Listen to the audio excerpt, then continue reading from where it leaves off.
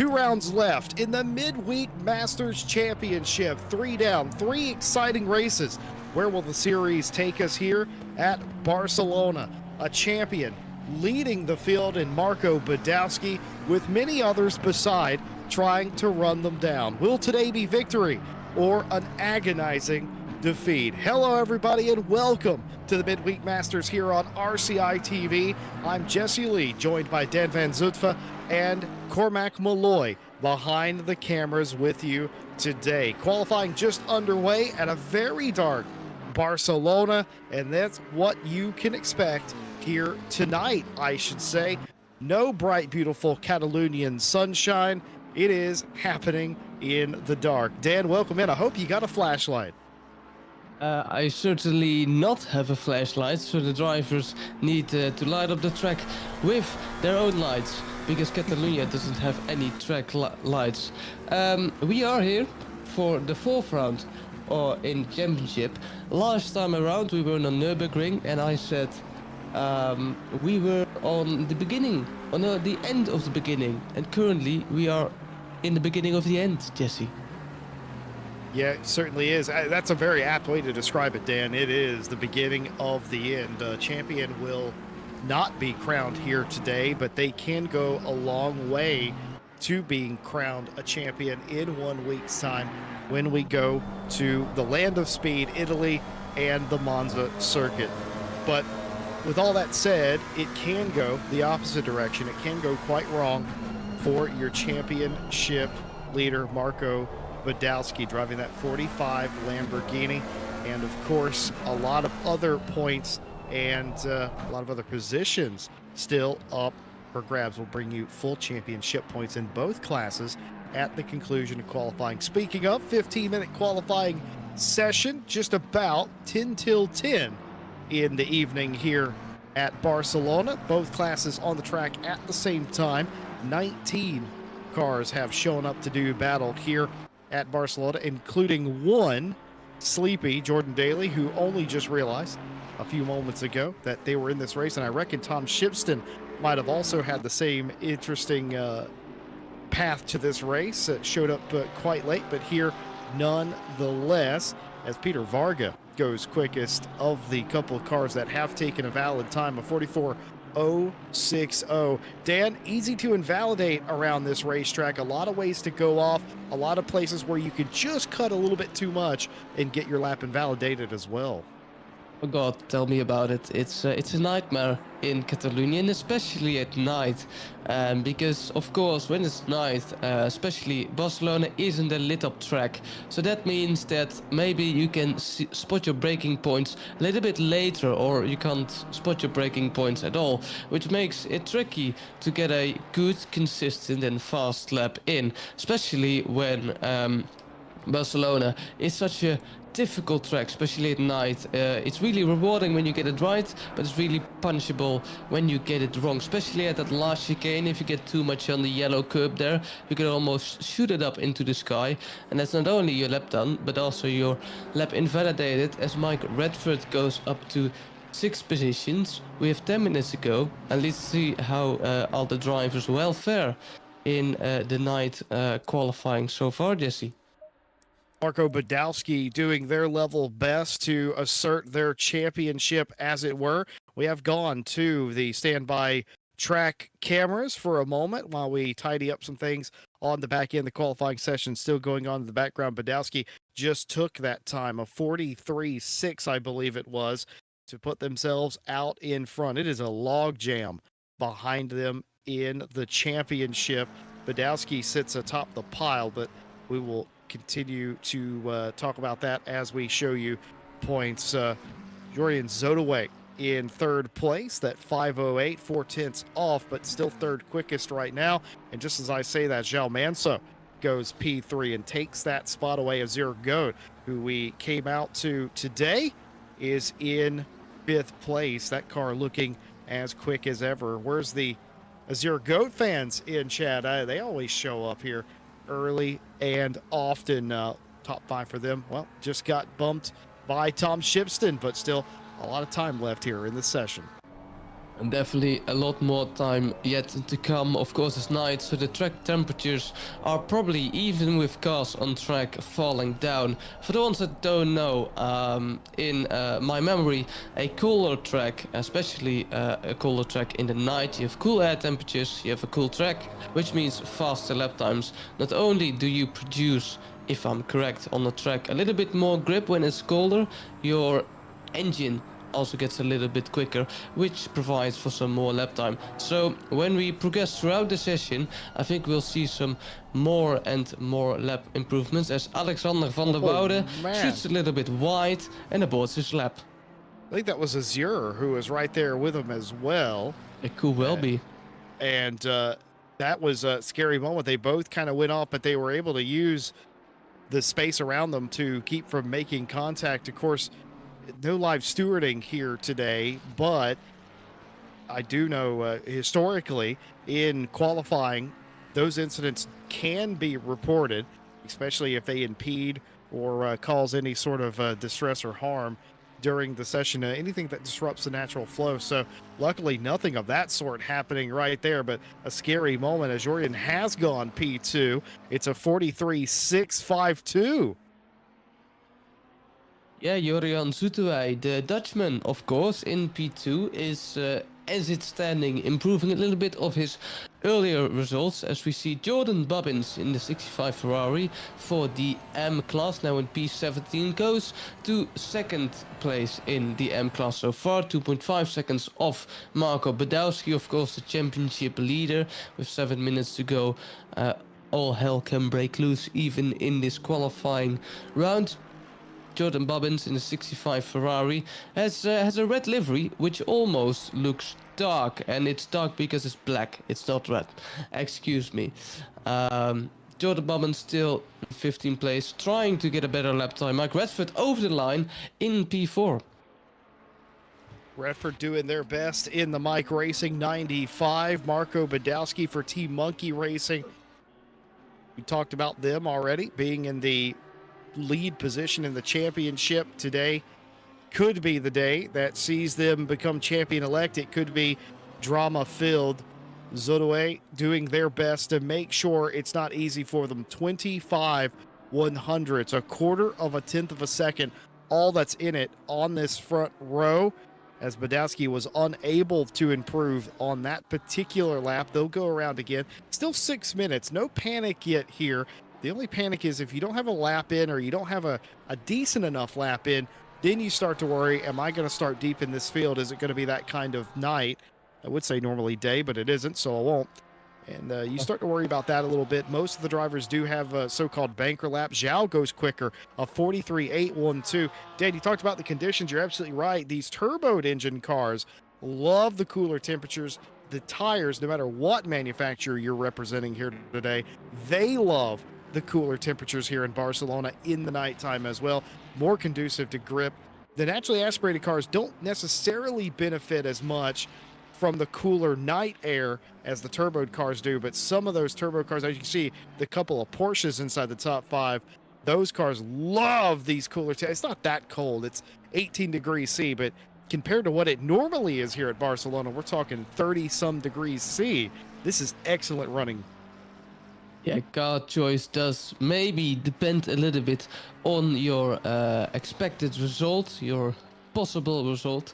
However, we'll see that unfolding in the race, and as you said, it's a tricky race, and I think it's even more tricky because of the night instead of the rain we had last week on the Nürburgring. Of course, it was dry for the first part of the race, and then all hell broke loose at the second part of the race, as Marco Badowski, championship leader, improves his pole position time, now 2 tenths away from Jorian Zoetewij. Mike Redford still in P6, trying to gain a little bit of positions in this qualifying session. 2 tenths to the next position. Let's see what he can do. He definitely hit the lap that time. I think Marco missed it a lap ago, but was able to find it. Certainly a lot of confidence. Badowski exudes confidence here, and he's certainly showing that again tonight. And at 43.435, that is a big number to beat here in the final moments. 2/10 plus needed to even equal the number 45 Lamborghini, the Team Monkey Lamborghini up in front. You'd be wondering, I'd be curious as well, who might be up to that task. Mike Redford, who we ride on board here in the Mike Racing Ferrari.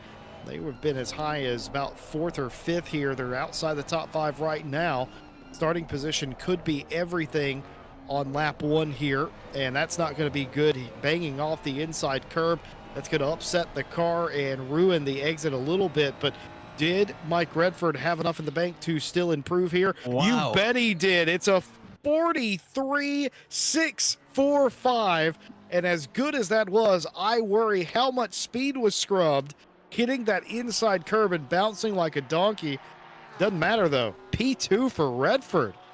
P2 for Redford indeed, and it shows that the conditions, I think, are still improving, and Mike Redford no doubt benefiting of the colder track here at Barcelona, Catalunya. Tom Shipston in the Ground Zero Racing number 60 Porsche here, trying to get a better lap in. Of course, still 2 minutes and 30 seconds to go, and what I want to say is I think the night would cause for a little bit more chaos, of course, especially at the start. Someone brakes maybe a little bit earlier, and you don't have as much time as you would have in the rain, because it's night. You might see the red light hop on a tiny bit later, and that may cause for some really big chaos. Some ships improved, but it's just not enough to get that pole position of Marco Badowski.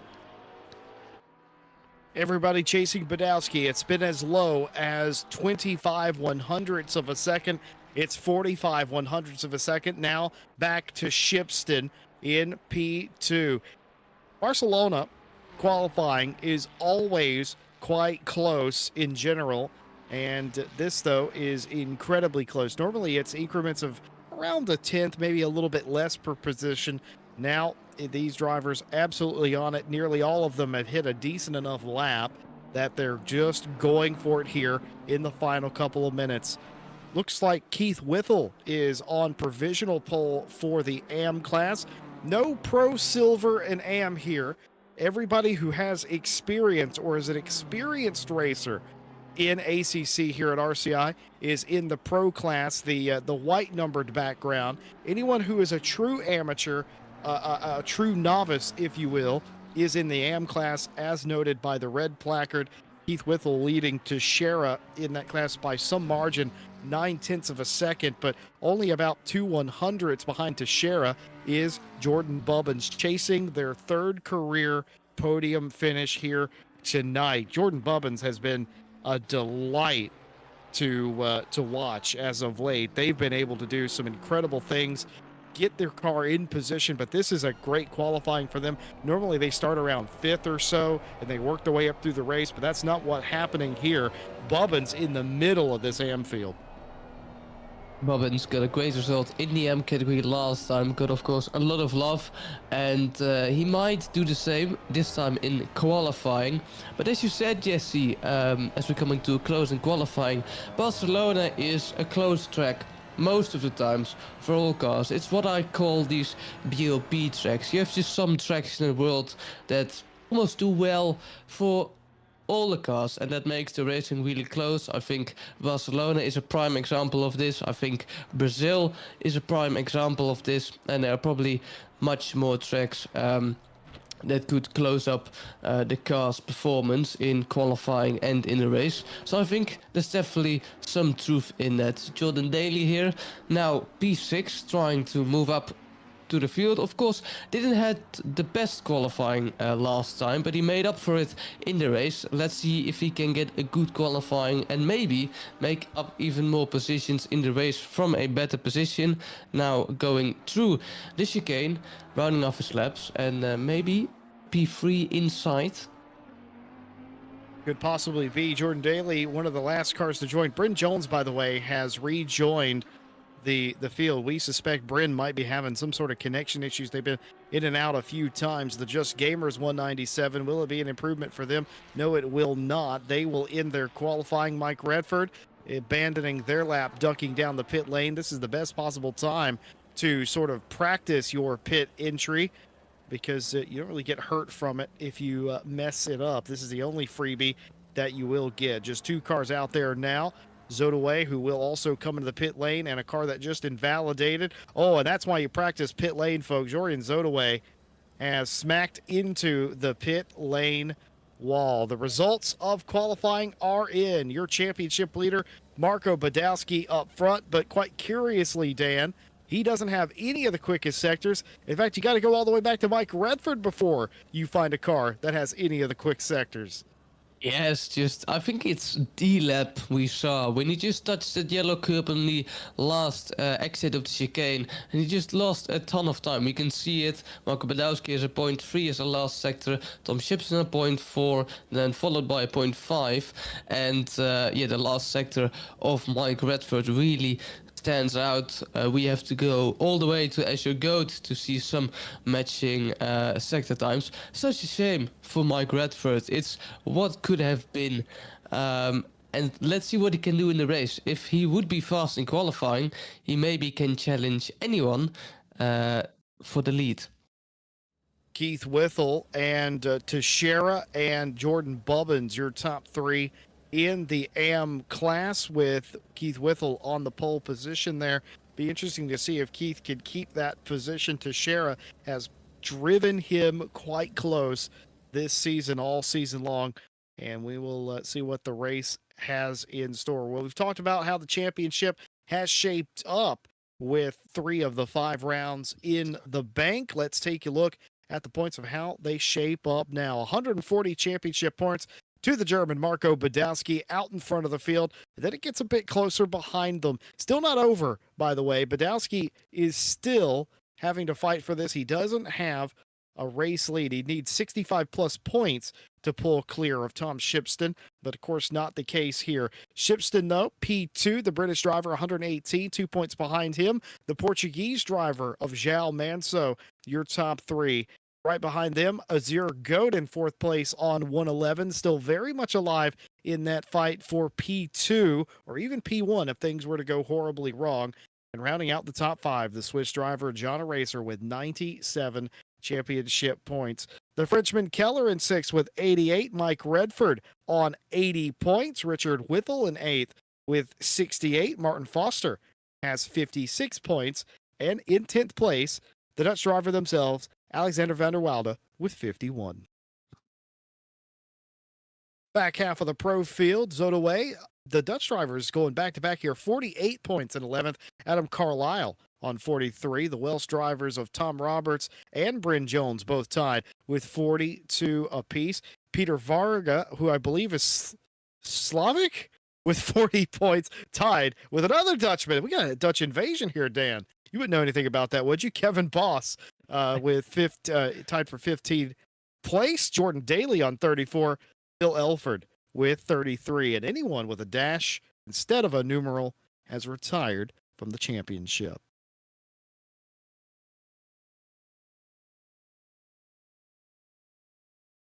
Dan, we typically have the AM championship standings. We don't on the screen. We believe there's some kind of mechanical gremlin that has led us to lose them, but I'll give them to you anyway. Keith Whittle, the Belgian, on the championship lead currently, 133 points.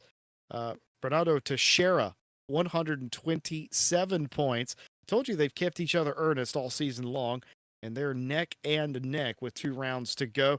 Not over behind them either. Jordan Bubbins in 3rd place on 111 championship points.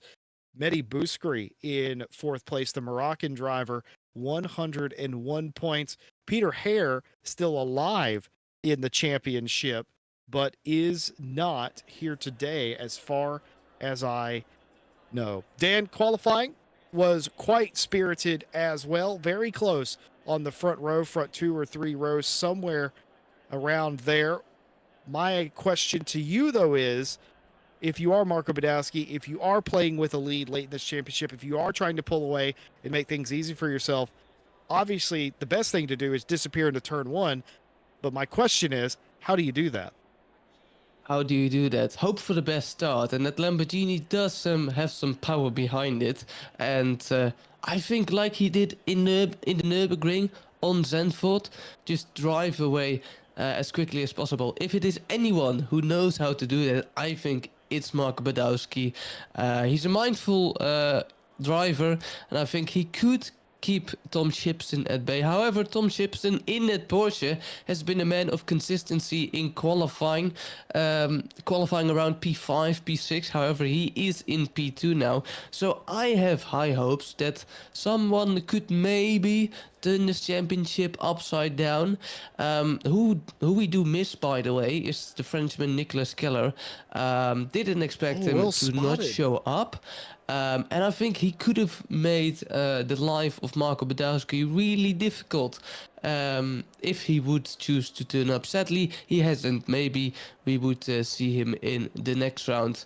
But yeah, I think Marco Badowski can and maybe will, but I don't hope so.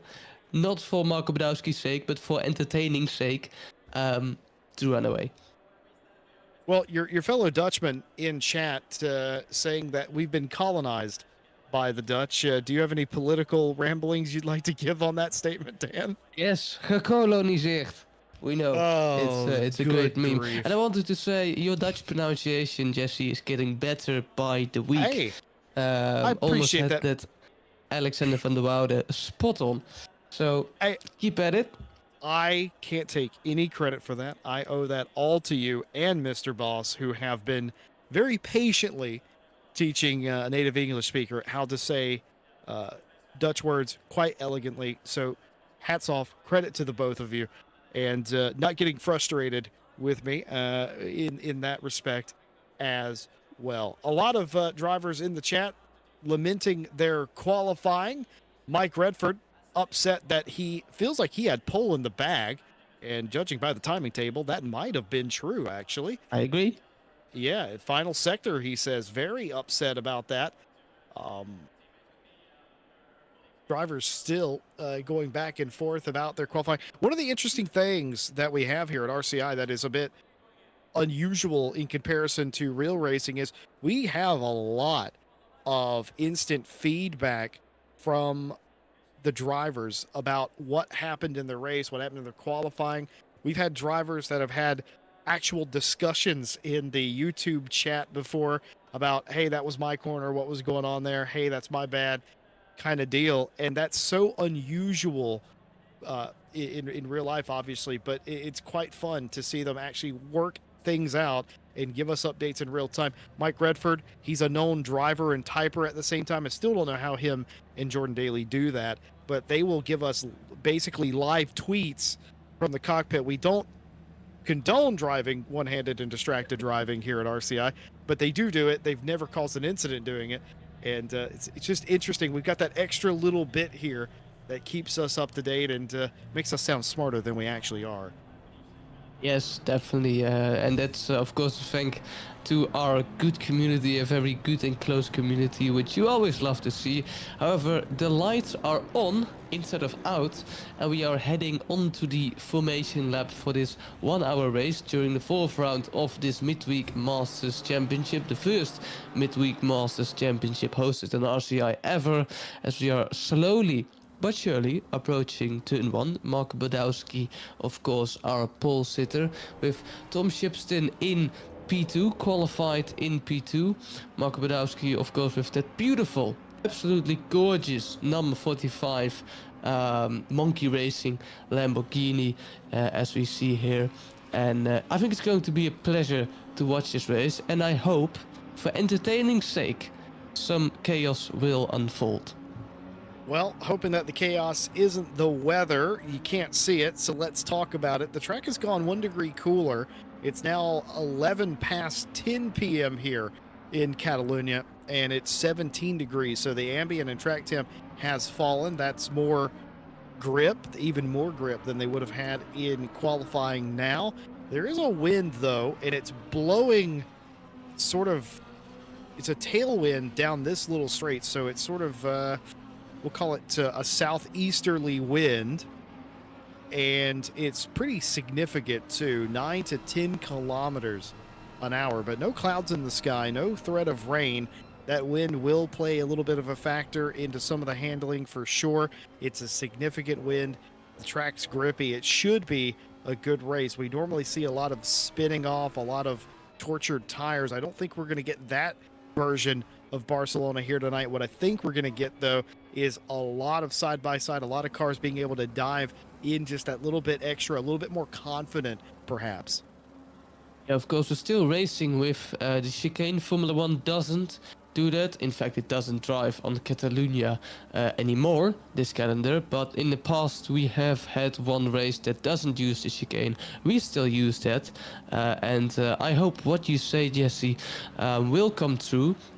Spoken about the wind, it has changed direction suddenly, and it has gained 2 kilometers already. So it's a pretty heavy wind. As we're coming up to the start, I have a little fun fact to tell you guys about F1 drivers. We don't have a standing start, but F1 drivers practice before the race.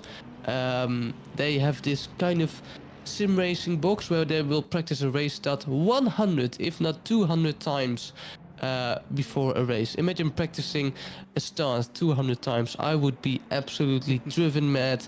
But here we go. The start of the 4th round in this Midweek Masters Championship is almost there.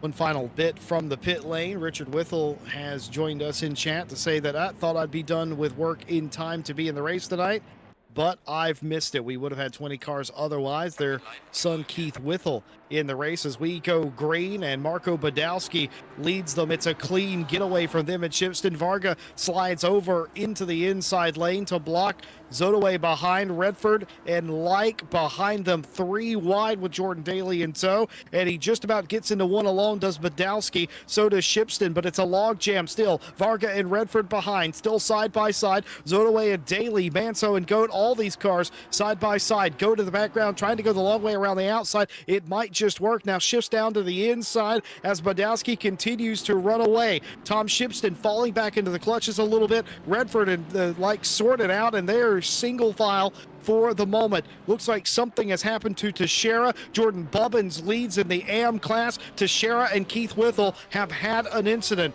They've got it sorted though, but they have lost connection to the top 3 cars in the field. Jordan Bubbins leads in the AM over Hare, who I erroneously said was not here this evening. Hare is here, and they're in P2. Boucherie in 3rd in that class. Jordan Bubbins leading their class after an excellent qualifying in P3. Did not get involved in the lap 1 incident. How will Teixeira and Withel get back into contention? Shipston Daly now up to P3 after dispatching of Mike Redford. What can they do as they continue to fight for positions? Zodaway going the wrong direction. Peter Varga just had a really wide moment there. I got attacked by, I thought it was Jurjen Zoetewij, but he regained or kept his position. And we see Jordan Daly didn't he qualify in P6? He's up to P3. He had an amazing start, and he is now at the back of Tom Shipston. Of course, that number 60 Porsche, but as I said in qualifying, if he has a good qualifying, then he can surely do something great in the race. As your Goat trying to defend his position from João Menzo, the Portuguese there in the Porsche. It looks like he did defend, but for how long can he defend? We haven't seen a lot of incidents yet. Just started the 2nd lap. That may come in this Barcelona night race.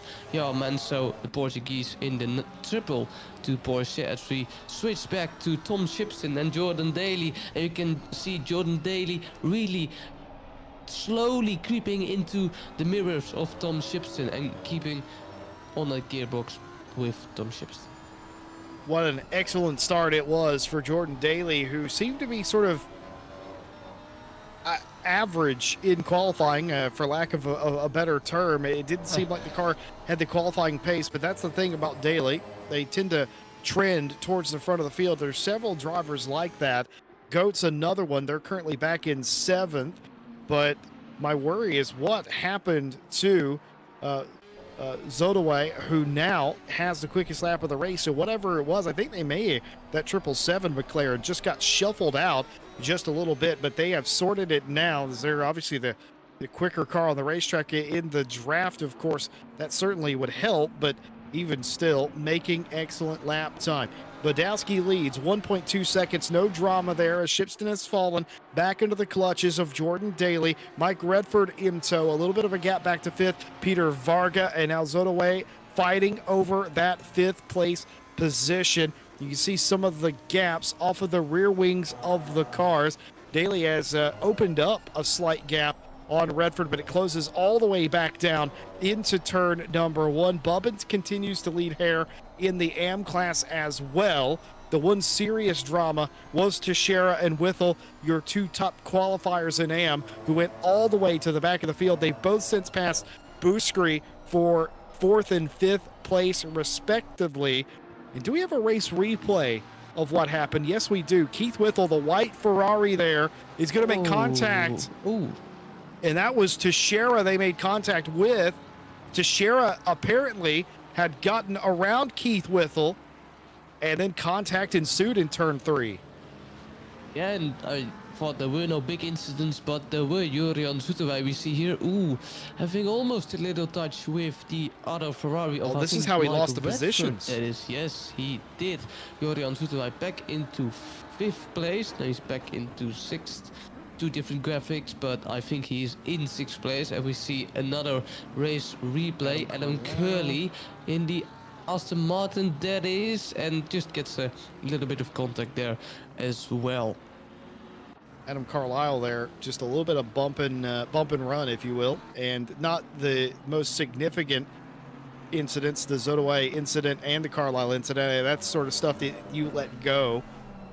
Mentally, it is a race after all. It's close quarters combat, and it's not something that lives very long into the memory unless they do it again. And then it does. Completely off of the racetrack there is Martin Foster. The RPMS car does come back on. They're able to rejoin safely. Oh, and a little bit of a wiggle there from Carlisle as he's able to save it, but position surrendered to the Lycan Racing liveried 142, but a huge run down this pit straight by Foster, who will attempt to go around the outside, not quite there. The inside will prevail, despite the fact that that is not the most advantageous way to take that corner. The line does not help you keep your speed up, and it has ruined the first couple of turns for Carlisle. Foster's right back on him again. Let's see how this unfolds. Martin Foster, of course, still in that baby blue McLaren. It is on the back of Martin Foster. Martin Foster of Adam Carlisle, seems to manage now. The gap is getting a little bit bigger.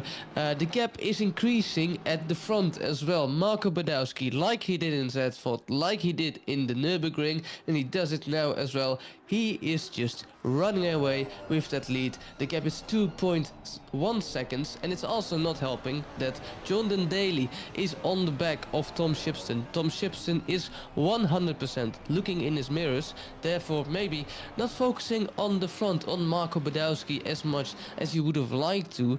And now Jordan Daly doesn't help the progress to the championship leader. If anything wants to change in the championship, it needs to be a rough night for Marco Badowski, but for the moment it doesn't seem like it would.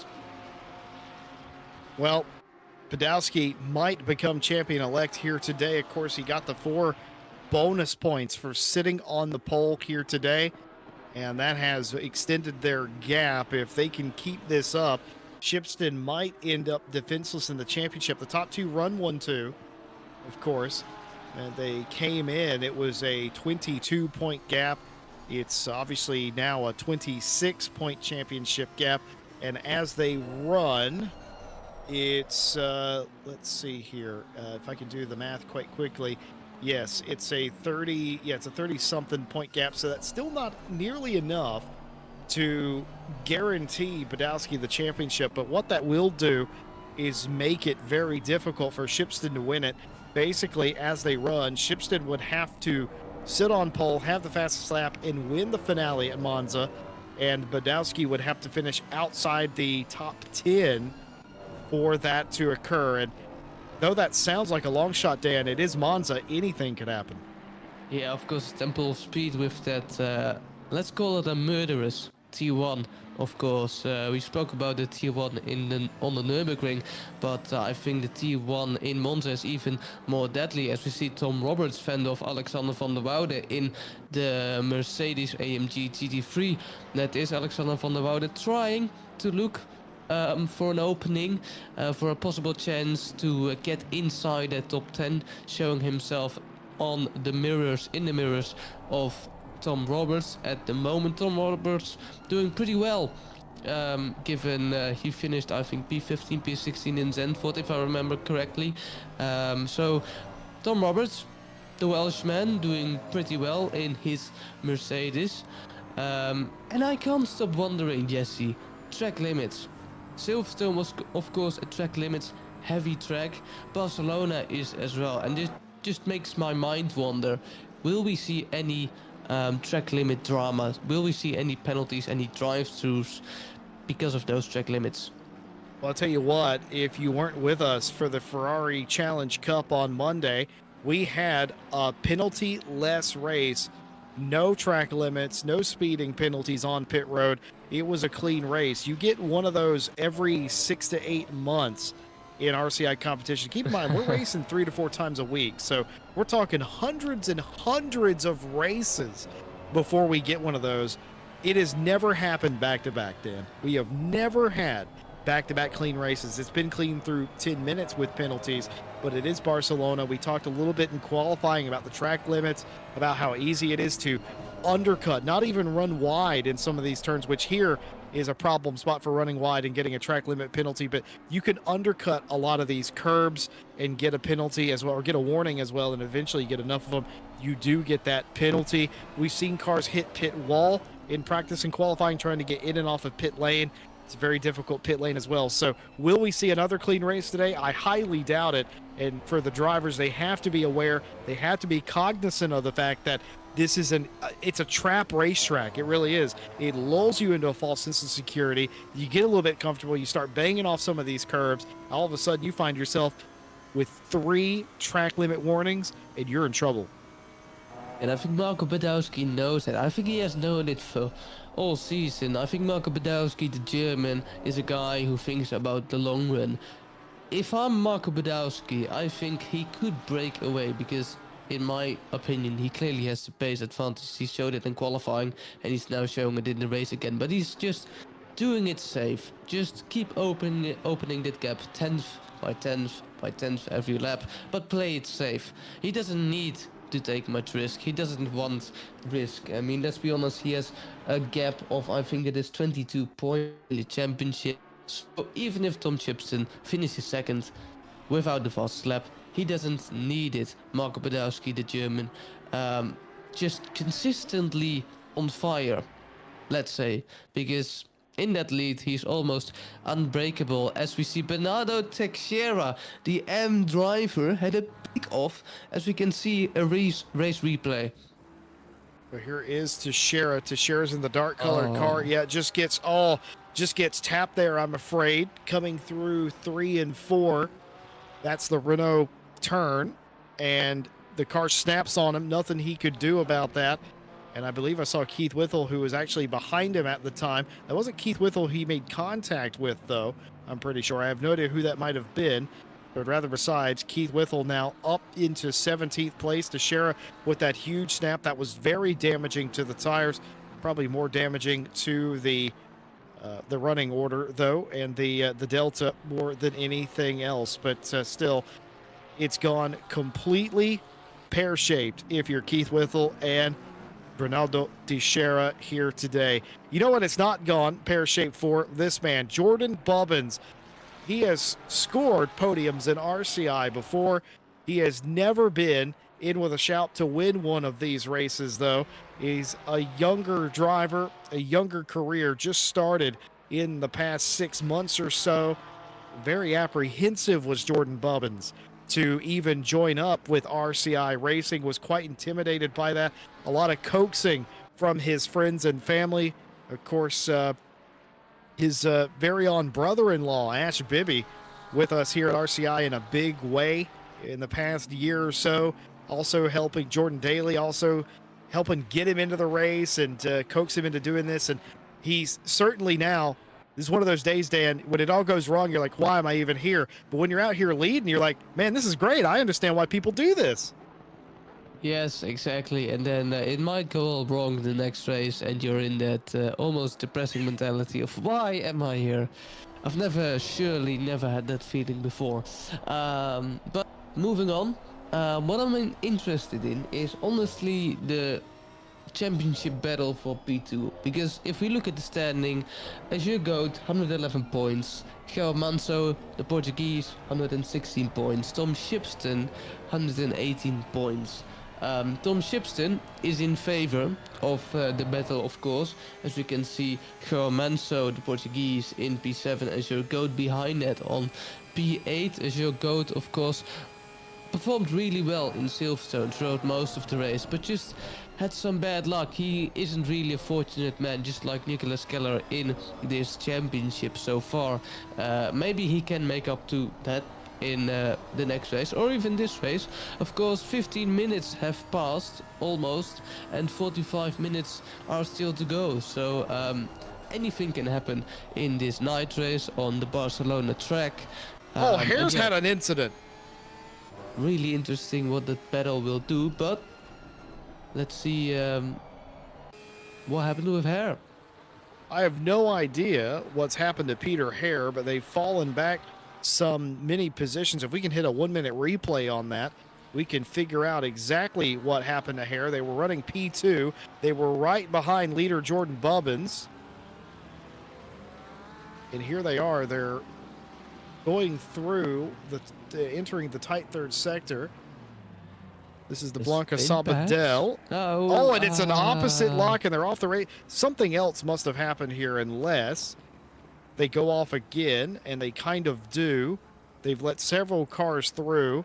That's I think that's Bryn Jones in the last pro car who has gone through. Keith Whittle in the white car that you see in front of your picture there has also gone through. So Keith Whittle back up to P2, Peter Hare down to third, or maybe even worse by now. But just a sequence of corners that did not go right, and somehow they lost 2 positions overall, Dan. One, of course, not in their class they won't worry about, but also gave back that spot to Keith Whittle. Now they're down to third, and in a blink of an eye, challenging from the lead to a distant third.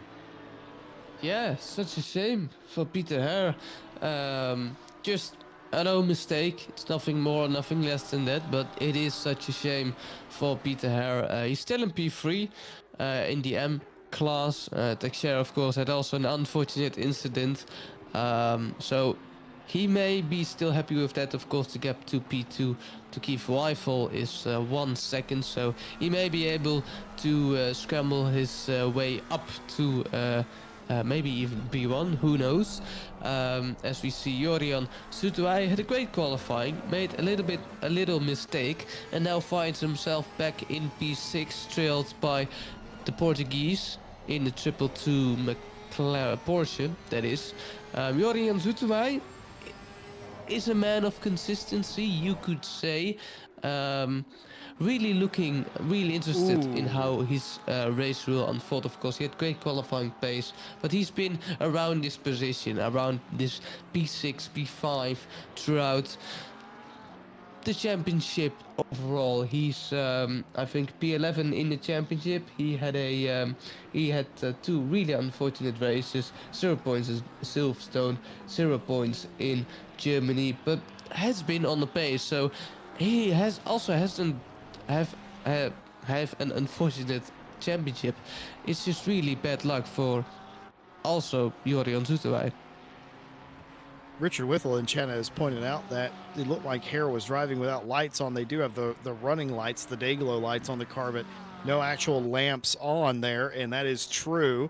That car's been like that since practice here earlier. I noticed it, and I thought that was a bit strange, and can't quite tell. We have reloaded the sim a few times since then, so we are forced to believe that car might be running in stealth mode. Now, the legality of that has nothing to do with me, but the stewards may look back at this race. Some of the cars not running headlights appropriately and take a dim view on that. What we don't take a dim view on around here is Ash Bibby gifting another membership, this time to Ada Wolf. And the request from chat is, Dan, that you give them a nice little Dutch uwu. You. No. They requested specifically you. I'm looking at the chat. I can read. They are requesting that you do it, including your compatriot, Kevin Boss. So what do you say? So we should team up with Kevin Boss then, at some point. I don't know if you're getting a Dan uwu. He's fighting me on it. I'll give you a uwu to you, Mr. Bibby, who does so much for us and continues to support us here as well. Thank you so very much. We'll get that uwu out of Dan at some point. Jordan Bubbins leading this field. Keith Whittle's caught them.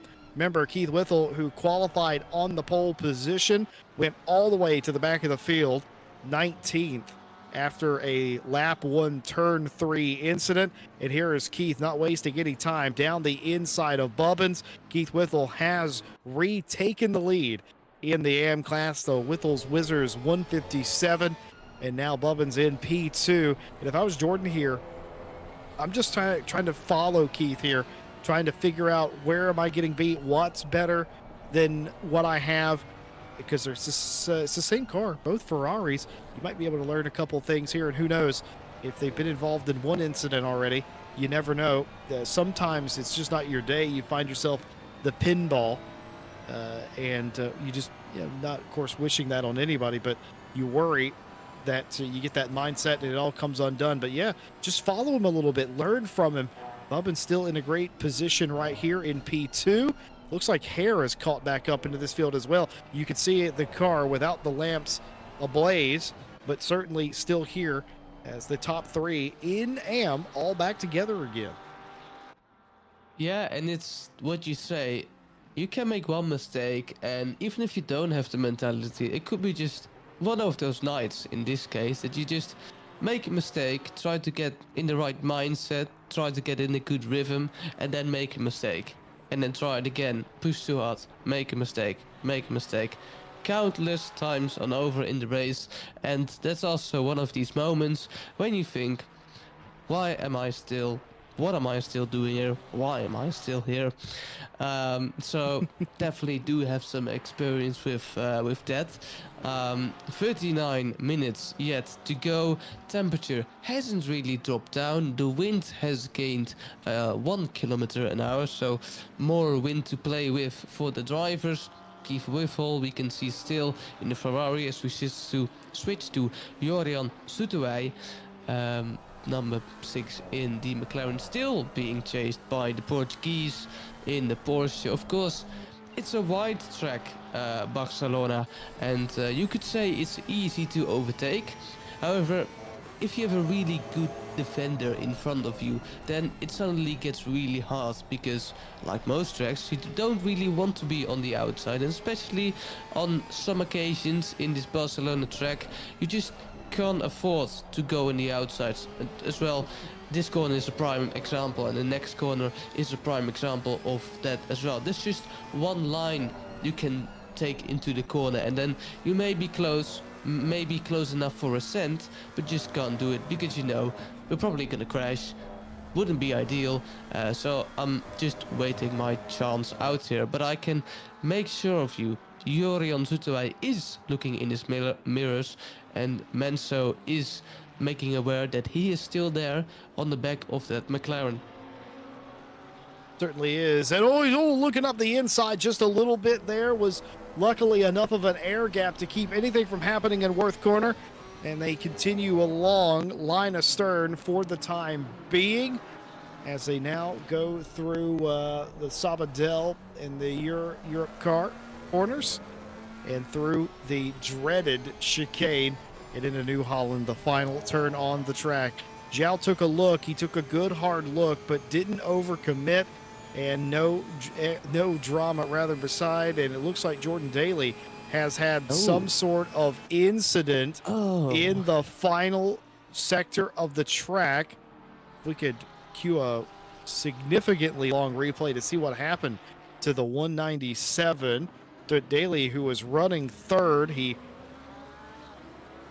took third. This is not Mike Redford we're looking at. We're looking at the car in the middle of the picture. That Lamborghini, not the Shipston car. This all looks completely up and normal. Again, this is not Redford. This is Jordan Daly in the middle of the picture here. This looks also I fine. have He's a a feeling. little bit deep. Yellow curb?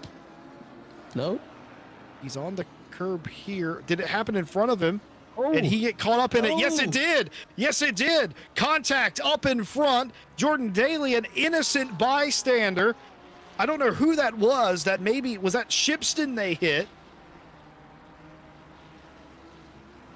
We're being told that Booskry may have hit Tom Shipston, and Booskry spinning across the racetrack collected Jordan Daly. That's why he was slow on the pit straight, and that has lost him a podium position all the way down into sixth for the Just Gamers car. Jordan Daly cannot catch a break. Chaos has commenced, and yeah, Jordan Daly is very unfortunate. Booskry, I think, as we can see after this incident, he has called it a day. Maybe frustrated with the damage, or just got into the pit lane straight away. But as you say, Jordan Daly can't really catch a break. Had an incident on the Nürburgring, which was really unfortunate, and now has an incident which he definitely wasn't at fault at. Just drove his normal racing line and got collected. Jordan Daly now onto 6, had a great start in P3, he stayed there, however with almost 37 minutes to go, just really unfortunate. Back into P6, however, he might have get some damage from that collision. Well, I say he might, but I'm basically sure of it. As you can see, wiggling the back of that Lamborghini around. The pit window has opened, and that begs the question, will Jordan Daly repair the damage he collected from that incident, or won't he? Yeah, a lot of conversation going on in the chat about the situation with the lights. It could be a server sync issue too. They could be running lights that aren't synced up to us here in the broadcast booth. That's also a possibility. Many of the cars are fine. A couple of cars don't seem like they're on full beam though, and that's very odd. I don't know what would cause that other than a sync issue. I can't imagine they would intentionally be running without lights, knowing that that's a potential penalty. So one way or another, we will try to ignore that for the time being. Pit windows only 10 minutes, by the way. They've got 10 minutes to come down, get a fresh set of Pirelli P0 tires, and a minimum of 1 liter of fuel. So everybody required to take tires, and it becomes almost a exercise in not having an incident here in pit lane. And Dan, as if on cue, you were 100% on the money. Daly down immediately. Mike Redford has also pitted. A couple of cars in the pit lane, but many more streaming by, not coming in yet. Yeah, I'm really getting asked to the U here. Hey, let's go! So they Let's have go. it. You wanted it. You asked for it. You created a poll for it. Kevin Boss has publicly, or not publicly, has privately shamed Dan into doing it. Dan, peer God. pressure is a hell of a thing, but look, we got it in there. Dan, welcome to the club. Yes, the U club. Glad to be not tortured anymore. Not tortured mentally by the crew here behind the scenes. Thank you all. Well, But, I'm always tortured by the crew, but I think they get some sort of sick satisfaction out of it. Redford's in. We talked about Daly being in. Tom Roberts is in. Martin Foster. Keith Whittle, which, by the way, with apologies to Richard, I thought Richard was the dad. That's not correct. Keith Whittle's the dad. Richard Whittle is the son, apparently. Richard Whittle is the one that wasn't able to get off work to be with us today. Keith, though, is in the race today. So with apologies to the Whittle family, I've got that backwards for some months, but never mind. We are still in the process of the pit cycle. Marco Badowski goes around again, not coming in. What do you reckon? Is he going to come in exactly at halfway, Dan, or is he going to go all the way to the end of the cycle? Uh, who knows? God knows. But I'll just throw the end out in there. Very unfortunate for Tom Roberts. I can see he has a stop and Oh, go 30-second penalty. He was running a great race, top 10, almost the whole race, and has now a stop and go penalty, which I presume has been collected for speeding in pit lane. Coming back to the Whitehall discussion, there was definitely some love in the house, probably. Dad, you can clean my room now. Yeah, Tom Roberts, really unfortunate. But switch back to Marco Badowski, still needs to make a pit stop. Still, Tom Shipson hasn't made a pit stop in P2 and the gap hasn't come down. No, it has only increased. 4.6 seconds is the gap to the championship leader, and it looks like it that won't change anytime in the future. Maybe something will go wrong with the pit stops. However, I doubt that. Tom Roberts' penalty is the first penalty we've had here on an RCI broadcast in several days, which doesn't sound like a huge achievement, but I promise you it is quite the achievement. The stop go 30 stop go 30 is you have to come down to pit lane, stop in your box for 30 seconds, and then you're allowed to leave. Of course, we've had another one here. Zorian Zodaway has got themselves a stop go 30 for speeding in the pit lane as well. You have 3 laps to come down and serve that particular penalty. It works the same as a drive-through in that respect, except that this one you have to stop and go instead of just pass through. So a couple of penalties here, a couple of pit lane mistakes. We'd be lying if we said we weren't expecting it. It is a difficult pit entry because you're trying to maximize, aren't you, Dan? Getting that right-hand turn. It's a blind turn where you don't really know where the line is. You're trying to miss the wall because the tire wall, the end of the wall has like a tire barrier there to keep you from spearing into it, of course, for safety. And then when you get around it, the high walls hide the line, but you're still on it because you're trying not to lose time entering the lane. And sometimes you just don't time it right, and you're a little bit over when you get to that line. Not only does the effects you just said taking place, but also it's night. So if you rely on the pit board, you might want to slow down a little bit more, because the pit board will definitely be later to spot because of the light, or let's say no light on the track. But I think that plays a big part in this race. Tom Roberts has served his penalty. Jorian Zoeterwoude, the Dutchman, needs to serve his penalty as well in a bit, which he needs to do in 3 laps time. Otherwise he will get disqualified from the race, but I'm sure he will do. 5.2 seconds is the gap to the leader, Marco Badowski. Let's see if he comes in. He will come in, and let's hope he breaks early enough for his pit marker. Goes to first gear, he's way early on, and even though he's way early, he's safe, and I think that's important for this race. 5.1 seconds to Tom Shipson. You probably won't close that in a pit stop.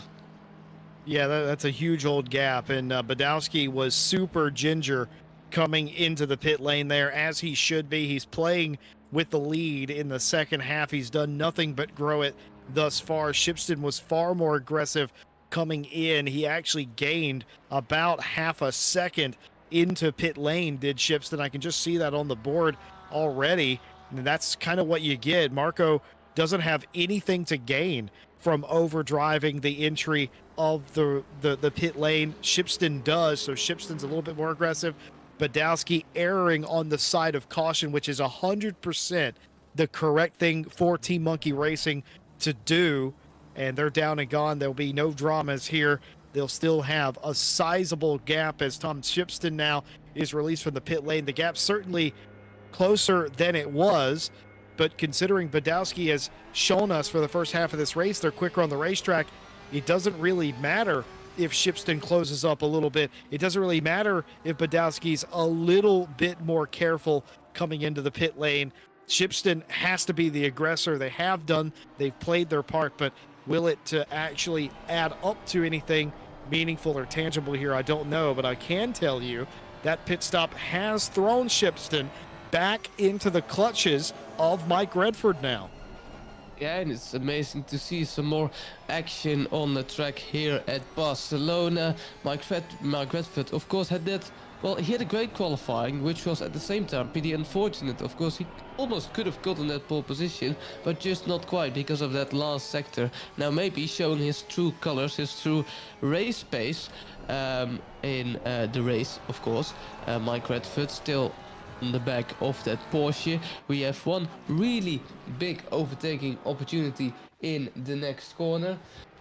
He may be able to send it down the inside of Tom Shipston, and he's looking, but will he send it on the brakes? It's just not enough, and because of that, Mike Redford is still almost maybe anxious, but maybe Tom Shipston is more anxious to keep his P2. But yeah, definitely great scrap over here. Shipston gained on the in lap, and to this point on the out lap, Tom Shipston gained over a second on leader Marco Badowski, but now has bigger worries on the horizon, and that horizon in the mirror is full of the Mike Racing 95 headlights as the Ground Zero car continues to lead them. But Redford on the warmer tires, keep in mind you're required a tire change here, which means that you're going to be out there on colder tires. Redford had more laps on them. Oh, and he's just going to go through here. I think Mike Redford has missed the braking point entirely. He nearly makes it all the way to the wall into the elf corner, and that was a huge error right there. It was really strange to see. I was going to say he has some braking issues, which I don't think he has, but that's really, I think it's just dark. He couldn't spot his braking marker because maybe Tom Shipston was in the way or something, but he went way wide and didn't hit Tom Shipston. I think he only lost about 1.5 seconds, which is pretty decent for such a big mistake. But yeah, really strange incident. However, I think it's not so strange. He just lost sight of his braking point, which was kind of expected in the night. Jorian Zoeterwij, man of, I think, an unfortunate championship. I said it in the past. I say it again. He is on the pace, midfield pace, front pace.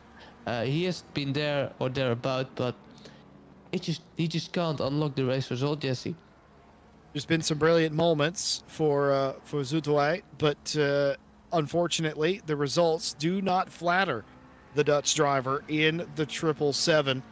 And that's quite unfortunate. You talk about a driver that is perennially inside the top 10, a driver that can fight for top 5 positions, podiums even, just hasn't been able to put a full race together to show us that here.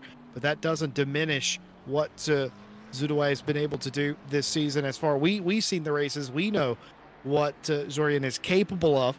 Just unfortunately, the results haven't been with him today. Of course, was looking like a carbon copy of the last couple of races. It looked like it was going their way, and then all of a sudden here with the stop and go 30, the speeding and the pit lane penalty, that hasn't come to pass. It will be another disappointing result for the 777 McLaren.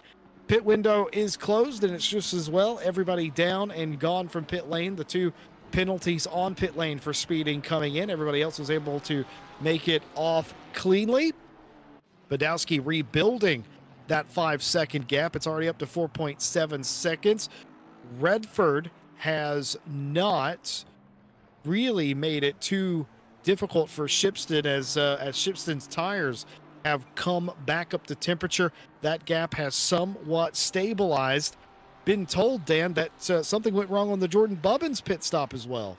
Yes, as we hear in my ear from our broadcaster Cormac, he has had a 10-second longer pit stop. Now, why that is, we aren't quite sure. Could be because of a damage repair. Who knows? But yeah, Jordan Bubbins has fallen down the pack. Basically almost last. Of course, Tom Roberts had that stop and go 30-second penalty, and now Jay Bubbins is kind of fighting for the wooden spoon. Of course, it's not over. 22 minutes left as we see a beautiful shot of Tim Shipston in P2 getting chased down by Mike Redford. Of course, had an amazing qualifying, and now chasing down Tom Shipston.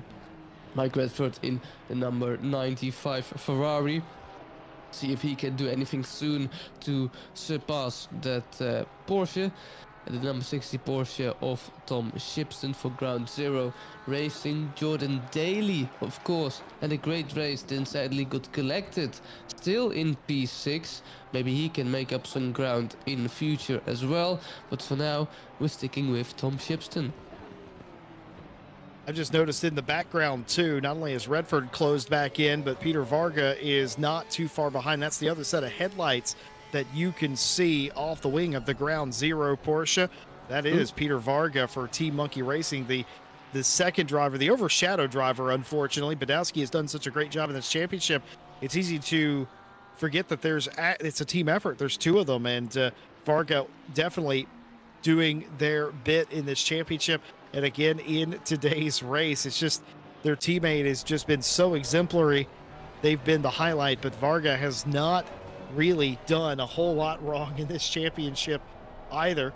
And I mean, they've had the 7th place result. They didn't make the round at Zandvoort, unfortunately, but they've put on a little bit of a show themselves, and today showing what they can do inside the top 5. And if these two drivers in front of them, Shipston and Redford, get to racing, get to battling quite hard, Varga's going to slip right in there and take some of that for themselves. Potentially a double Team Monkey podium here today. How brilliant would that be? Let's reset you here. Badowski, Shipston, Redford, the top 3 currently in the pro field. Keith Whittle, after going all the way to the back after a lap 1 incident, has rebounded all the way back to the lead in the AM class over Hare and Teixeira. Teixeira has not nearly rebounded as well as Keith Whittle has done for Whittle's Wizards. Teixeira is at least back in the podium positions, but you'll recall they qualified P2, but they just haven't been able to run down Hare in that 2nd place position currently. Bubbins, who was in 2nd and 3rd place a little bit ago after leading a portion of the early part, had a slower pit stop. Don't know if they had to take more fuel than anyone else. Maybe they didn't uncheck an option in pit lane, whatever it was. 10 seconds longer on pit lane, no penalties, just 10 seconds longer, and this is the damage done that takes you from a podium position to running about 10 or so seconds out of a podium spot. And that is your race, how it's gone for a lot of our drivers. And Shipston continuing to have to battle Redford. Varga, who is 1.8 seconds behind, now within a second. It is going to be a 3-way battle for P2 here.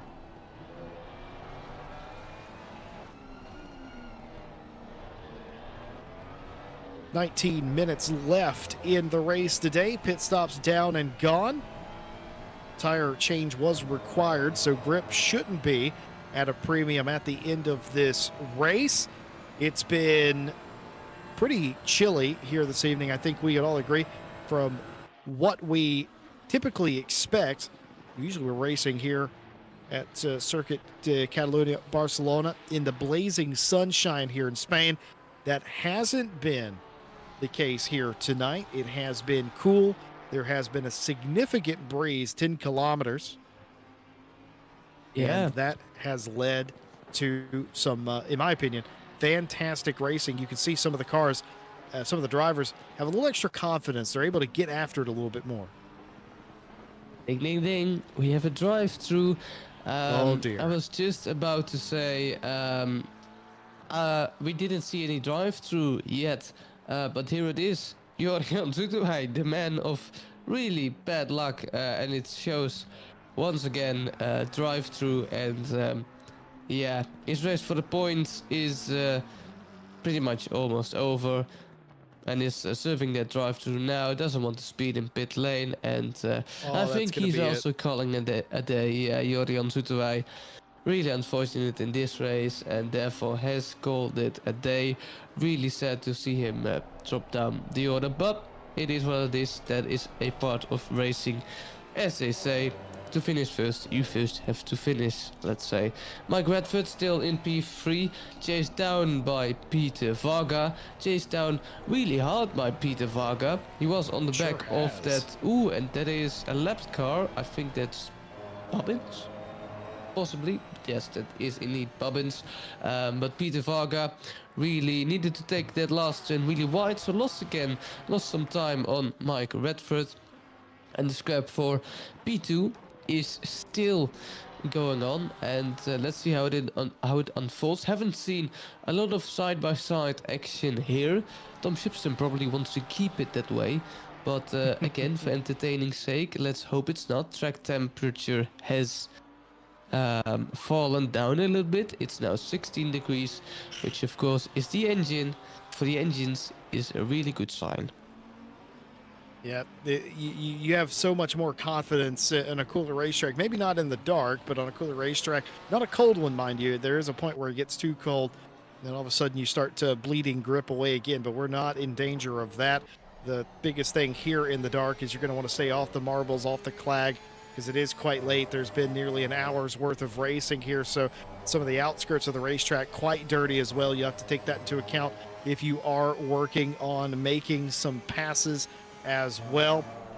But Shipston holding on to it, nobody being overly aggressive in this. Remember, Mike Redford a few laps ago just went spearing off, almost looked like a brake failure, was able to get a hold of it just shy of the turn one wall, the smart wall, if you will. And Peter Hare has got a drive-through, and they're coming down pit lane. So our second drive-through for track limits on the day, and that has disrupted second place in the AM class. That gives Teixeira second place back. That's where they've started. The top two have reverted to type. The question will be, is Bubbins close enough to get that spot back? And he is. Jordan Bubbins back to the podium, and Hare has retired from the race. The top three in the AM class are all that remain, and Jordan Bubbins looking for their second podium in a row, their third overall in their career. More bad luck seems to result in even more bad luck for the drivers with a lot of bad luck. This race is it's quite unfortunate. We started with 19 entrants, and currently only 16 are left. However, it's still an entertaining race, as we see here. The battle for P2 is still going on. And Malcolm Badowski, our championship leader, is has a gap to Tom Shipston with 6.2 seconds back where it was until we made the pit stops. It could get a little bit spicy here. We see Tom Shipston approaching some back markers. At least that's what I think I saw. Some back markers soon could spice up this little battle. Mike Redford still in P3, not happening too much, but with 14 minutes left, time's running out. Time is certainly running out. Jason Duncan in chat says, wow, this looks epic in the dark. You're epic. How about that? The atmosphere of ACC is unparalleled in a lot of ways, and it really does remind you, it throws you into sort of, all those great nighttime photographs, those nighttime runs at Le Mans, stuff like that. A lot of games, they miss the mark a little bit on the night atmosphere of a racetrack, and ACC doesn't, though. You kind of get the full spectrum, the full feel of what this is. You're in the heat of battle, the heat of competition, but everything is just so darn pretty to look at, and this battle is quite pretty as well. Right on board the Team Monkey 508 of Peter Varga, who is the last several laps been sizing up their competition. That's Shipston in the Ground Zero car, and Mike Redford in the Mike Racing Ferrari as well. Varga has been sitting in third place. Dan, I always ask my co-commentators this question. Would you rather be the leader, the driver in the middle, or the driver in third in a battle like this? It's a very difficult. Results-wise, I could say the leader. However, what I find fascinating about these battles is the leader in this pack. He has to keep looking in his rear mirrors, and he can't do anything stupid on the braking. He can't move. However, Mike Redford, for example, he can do it whatever he wants as long as he isn't a genuine contact threat to Tom Shipston. He can move all around, he can flash his lights, he can annoy Tom Shipston all he wants, make himself clear in the mirrors, and that's really a lot of fun, especially when you could gain the position back. And I think Mike Redford is just trying his best here to just wait for the proper moment, because you still have Peter Varga behind. If you attack too soon and you lose some ground, then maybe Peter Varga can sweep out Mike Redford and take his place, or even worse, get Tom Shipston's P2. So he really needs to be careful, but it's... Oh, here we go again. He's going to do it again. He's done it again. Mike Redford has outbraked themselves in turn one for a second time. An almost carbon copy of a few laps ago, and the Mike Racing 95 has now finally lost the position. Peter Varga goes up, and it's the same thing. Just late braking. It is almost identical to the last time. Same result, though, very thankfully. No real damage done, just a scare. Varga goes through, and now is the driver behind Shipston. Varga up to P3. Shipston didn't even get to scamper away because Varga was in such close proximity anyway. It was probably thrown off by Redford's inside line move that he did there. What on earth is going on with the 95? Tom Shipston really well spotted, but if you ask me, I have no idea. I think it's just not spotting your breaking point, or whatever it is. It's really strange, but I don't think it's technical in any case. But to finish my sentence, I would have really been in the spot that Mike Redford would be in. But now, of course, Peter Varga has taken over that last podium spot and is now chasing tails with Tom Shipston, and Mike Redford really needs to get things going here if he still wants that P2. Of course, we have 10 minutes left. And really interesting, shakes this battle for P2 up, because the gap to Tom Shipston was really marginal that Mike Redford had, and now it's opened up a little bit, and Tom Shipston may be a little bit more looking in his front mirrors and his front windshield instead of his rear mirrors, which you would like, of course. Spoken about the front windshield, looking up ahead, Marco Badowski has a gap of 8 seconds now, which is huge. And I don't want to curse Marco Badowski, but it seems like he is running away with the win once again. Races like this are quite boring. I think we've found ourselves all in this situation. You get matched up and you're in a favorable position, and as fun as it is to win, you don't really race anybody. You're just out there, you're running the laps. In an hour race, it just takes forever, and you're happy you win, don't get me wrong, especially in Marco's case. You're leading the championship and you're solidifying yourself as the top dog in the Midweek Masters series, and that's all fine and good. But as far as the racing is concerned, Shipston, Varga, and Redford are having way more fun than Badowski is. Marco will watch it back and go, "Aw, look at them. They were dicing it up. I was just driving around for an hour." But such is racing. You can't have everything. Not every race is going to be like a film where you come from behind, you win the thing. Some days you have more boring races where you're the dominant car. You're just better than everybody else.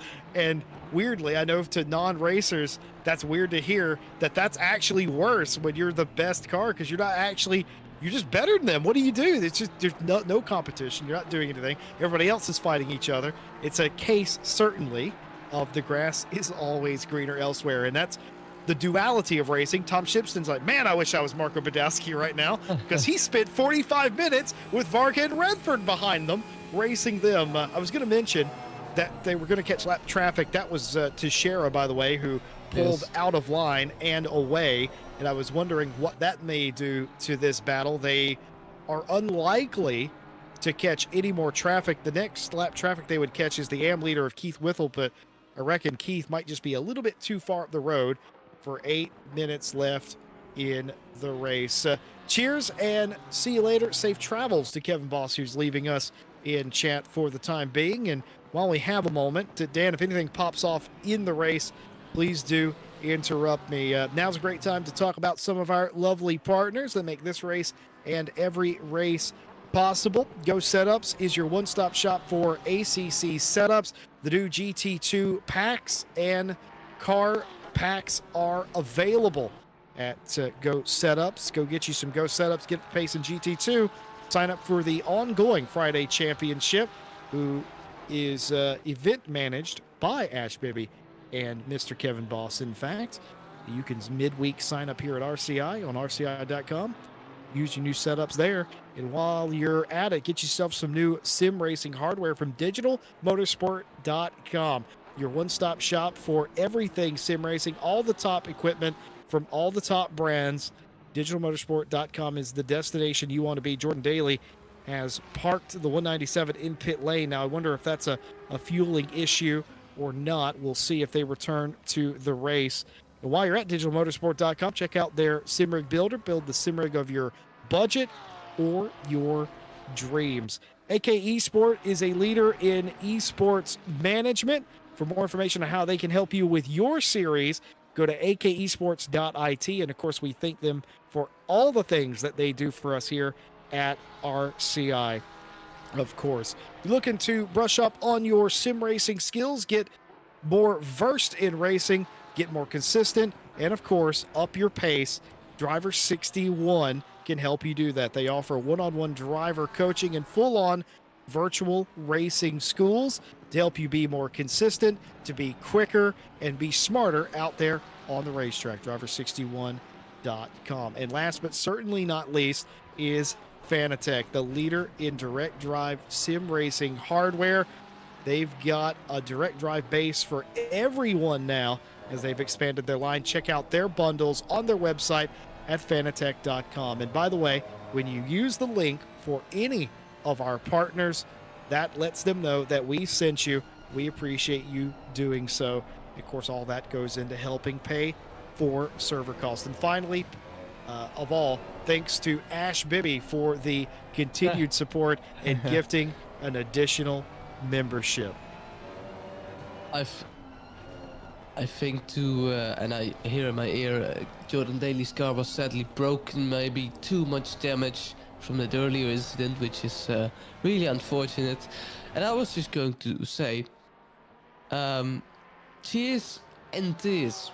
It's a good description of this race. We had a lot of cheers. Maybe we can even celebrate a championship today, but we had a lot of tears as well in this race for numerous of people. Jordan Daly, Joran Zoetewij, and the list kind of goes on. Of course, started with 19 drivers, finishing with 15 drivers.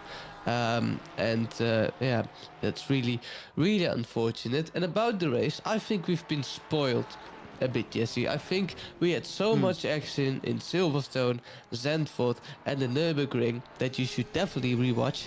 We have been kind of spoiled. Of course, there's maybe a little bit less action, but we have seen plenty of interesting moments. Mike Redford with his braking issues, as we see Peter Varga flashing his lights. Some contact moments, some drive-throughs, some stop and goes. So a boring race, maybe, is far stretched.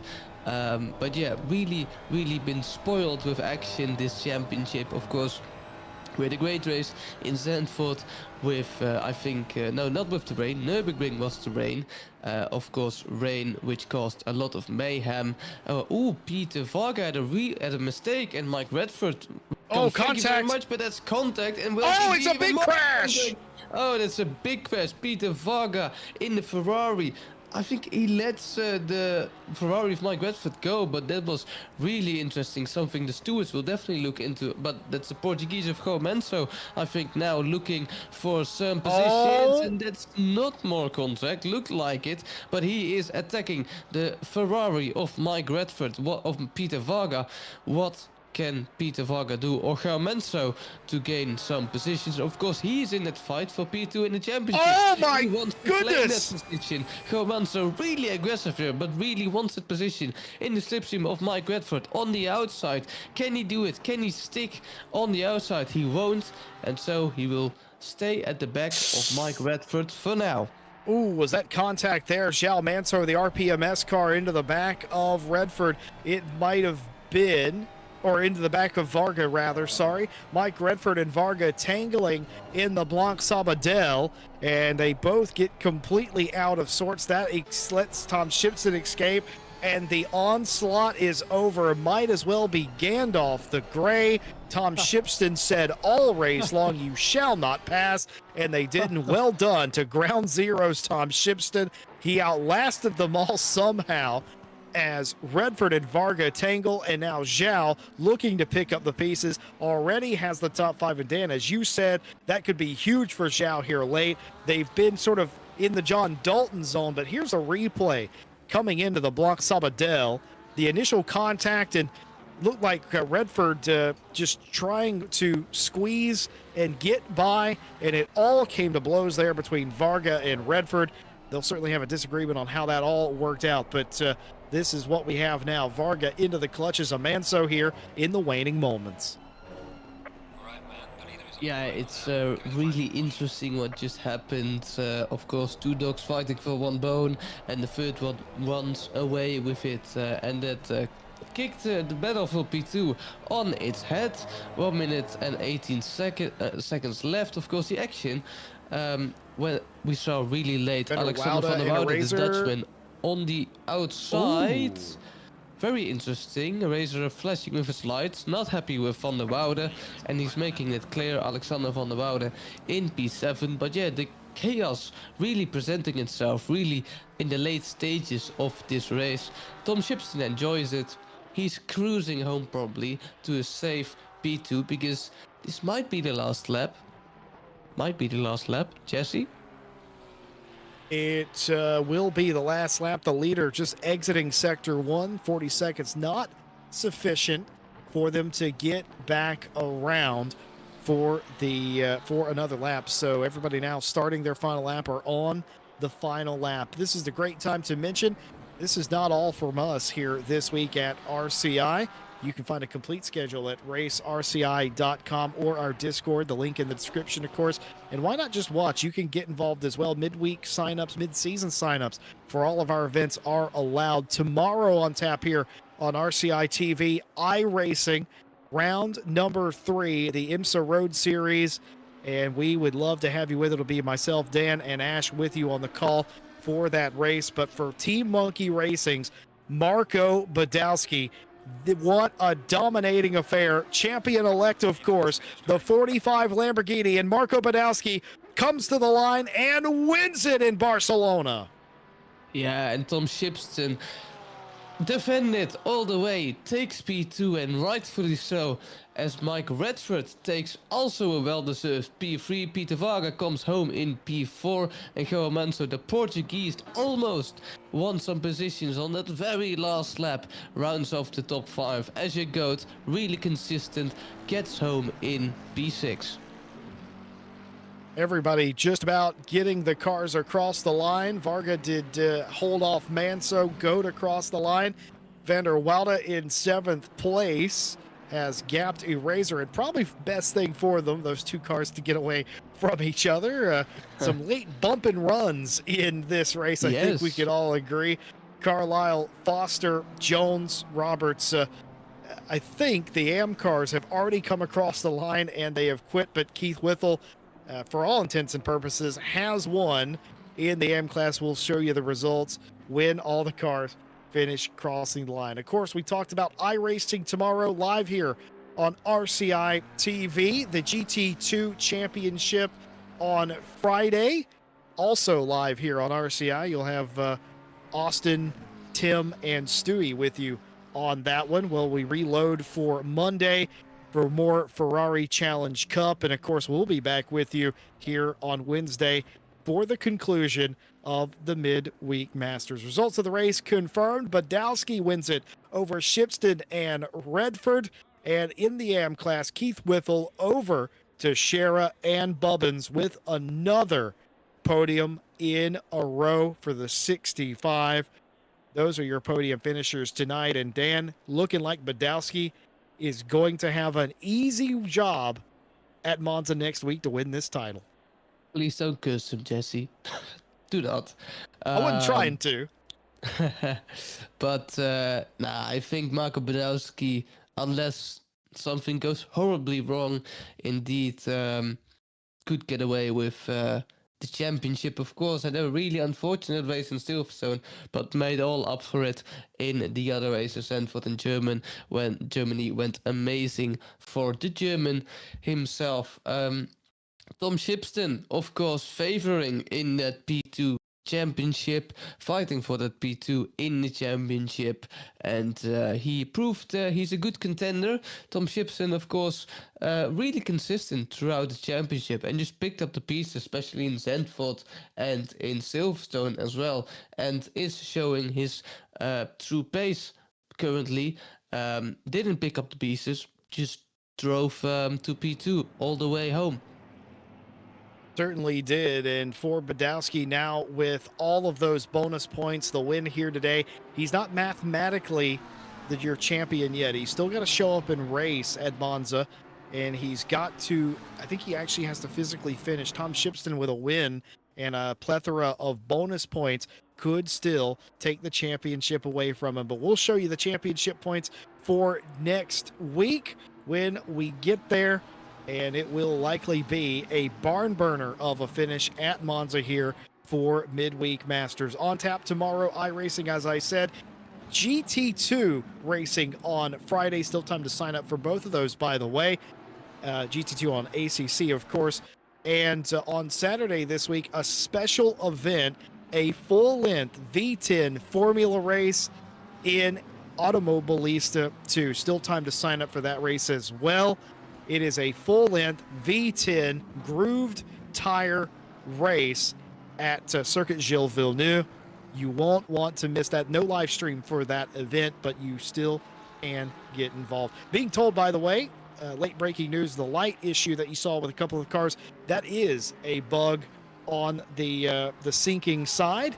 So that they were not driving around in the dark, as I theorized earlier on. So that's good news at least.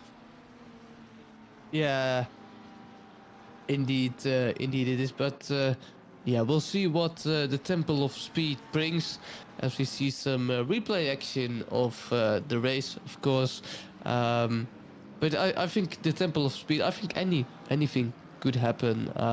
I would not be surprised by it. Nope, certainly not the case. And Mike Redford has already posted in chat that he's saying that there's going to be some post-race stewarding this week.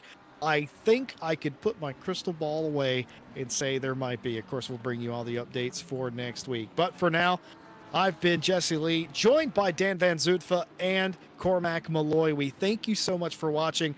And while you're here on your way out, if you wouldn't mind liking and subscribing to the channel. We're less than 10 subscribers away from, 4,500K here on YouTube. We'd certainly appreciate that. We'll see you tomorrow. Badowski, your winner, Whittle, your winner here today. What will the championship hold in 1 week? We'll see when we get there. Until next time, thank you all for watching, and have a good night. Goodbye.